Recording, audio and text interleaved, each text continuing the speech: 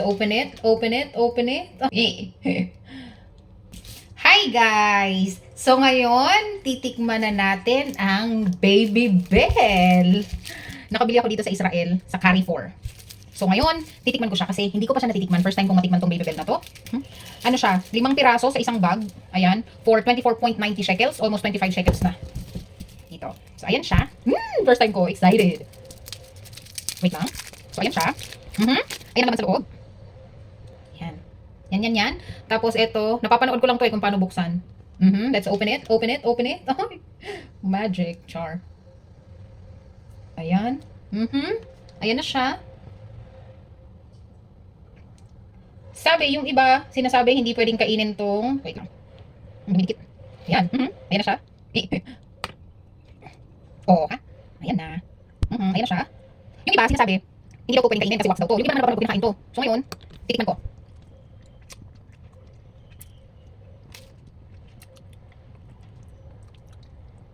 Wala siyang lasa. Parang plastic. Ayan, wala siyang lasa. So hindi ko siya kainin.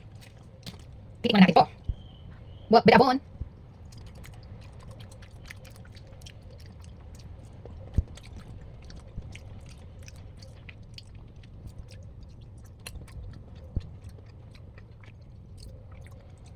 Maalat ng konti.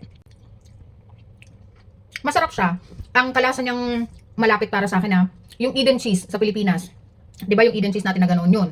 Kainin mo ng puro yun, parang ganun lang din yung lasa niya.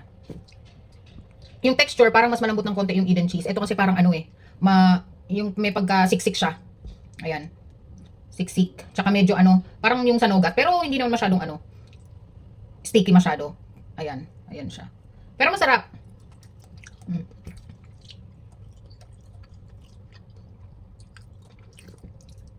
Ayun lang. Isa lang muna kakainin ko. Tipid-tipirin ko to. Ayun lang guys. Bye!